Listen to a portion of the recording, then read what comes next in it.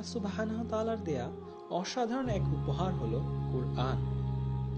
আমরা সবাই জানি রাসূলুল্লাহ সাল্লাল্লাহু আলাইহি ওয়াসাল্লামকে দেয়া ফাইনাল মিরাকলটি হচ্ছে কুরআন।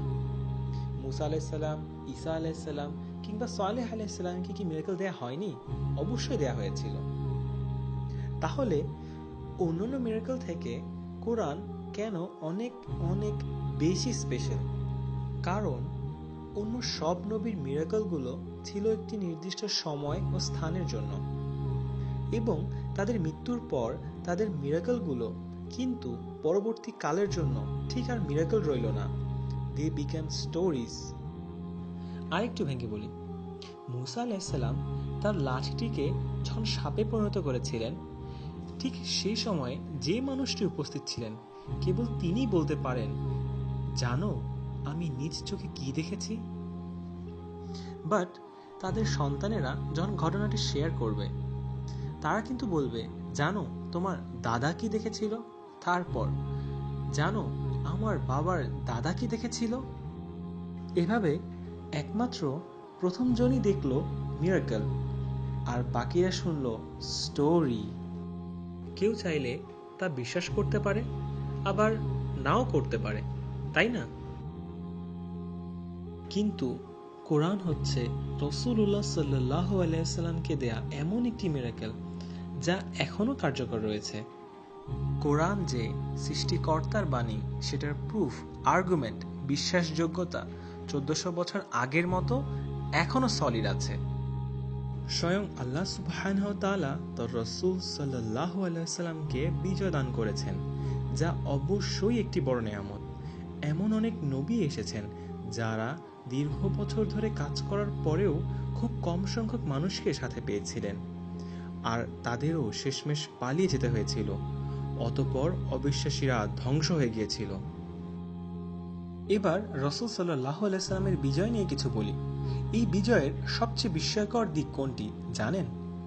রাসূল সাল্লাল্লাহু আলাইহি ওয়াসাল্লাম জীবিত ছিলেন 63 বছর, যার শুধুমাত্র শেষ 23 বছর ছিল নবুয়তের। আরব দেশে তখন ইসলামের মাধ্যমে যে পরিবর্তন শুরু হয়েছিল এবং সারা বিশ্বে ছড়িয়ে গিয়েছিল, তার সব ঘটেছিল এই 23 বছরেই।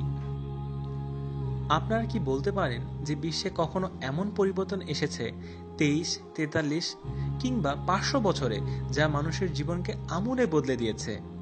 রাসূল সাল্লাল্লাহু আলাইহি ওয়াসাল্লামের আনা এই পরিবর্তন এমন এক পরিবর্তন যা মানুষকে শিখিয়েছে কিভাবে কথা বলতে হবে, ভালোবাসতে হবে, কি ঘৃণা করতে হবে, কিভাবে পোশাক পরতে হবে, কিভাবে রাষ্ট্র পরিচালনা করতে হবে, কিভাবে অর্থনীতি নির্ধারণ করতে হবে, বিবাহ কিভাবে হবে, তালাক কিভাবে নিতে হবে, কিভাবে বাথরুমে যেতে হবে, কি খাওয়া উচিত, কি খাওয়া উচিত নয়, কি বলা উচিত, কি বলা উচিত নয়, কিভাবে লেনদেন করতে হবে, কিভাবে ঋণ করতে হবে, এসব সহজ জীবনের প্রতিটি ক্ষেত্রে কিভাবে চলতে হবে।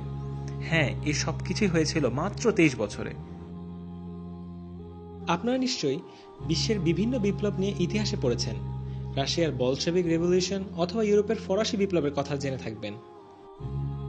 এগুলো ছিল মূলত রাজনৈতিক অথবা অর্থনৈতিক। মানুষের নৈতিকতা, ফুড হ্যাবিট, ব্যবহার, ফ্যাশন সেন্স কোনোটি এসব বিপ্লব দ্বারা পরিবর্তিত হয়নি, শুধু একটা স্পেসিফিক চেঞ্জ, দ্যাটস ইট। একজন ফিলোসফার তার ফিলোসফি এবং আইডিয়ার কথা জাস্ট লিখে যান, লিখতেই থাকেন। ব্যাটলফিল্ডে তার আর কাজ করা হয় না, যেমনটা ফ্রেঞ্চ রেভলিউশনের ক্ষেত্রে ভলতেয়ার বা রুশো। বিপ্লবের প্রায় 100 বছর পূর্বেই তারা মারা গিয়েছিলেন। কিন্তু রাসূলুল্লাহ সাল্লাল্লাহু আলাইহি ওয়াসাল্লামের জীবনীতে আমরা দেখতে পাই, যিনি আল্লাহর বাণী প্রচার করেছেন, সেই তিনি আবার সামনে থেকে যুদ্ধের নেতৃত্ব দিয়েছেন। আবার তিনি বিতাড়িত হয়েছেন নিজ গৃহ থেকে, বাধ্য হয়েছেন গুহায় আশ্রয় নিতে। ব্যাপারটা এমন নয় যে তিনি স্টেজে দাঁড়িয়ে জাস্ট একটা মোটিভেটিং স্পিচ দিয়ে দিলেন আর সবাইকে বললেন, এবার সামনে অগ্রসর হও। বরং তিনি নিজে সবার আগে এগিয়ে গিয়েছেন, তার পিছে কেউ থাকুক বা নাই থাকুক। ইতিহাসে এমনটি আর খুঁজে পাবেন না। আল্লাহ সুবহানাহু ওয়া তাআলা তার রাসূল সাল্লাল্লাহু আলাইহি ওয়াসাল্লামকে দান করেছেন অনন্য এক বিজয়, আর তিনি সাল্লাল্লাহু আলাইহি ওয়াসাল্লাম আমাদের জন্য রেখে গিয়েছেন আল্লাহর তরফ থেকে দেয়া এক অনন্য বই, দি ফাইনাল মিরাকেল আল কোরআন। তাই আসুন কোরআন পড়ি, বুঝে পড়ি।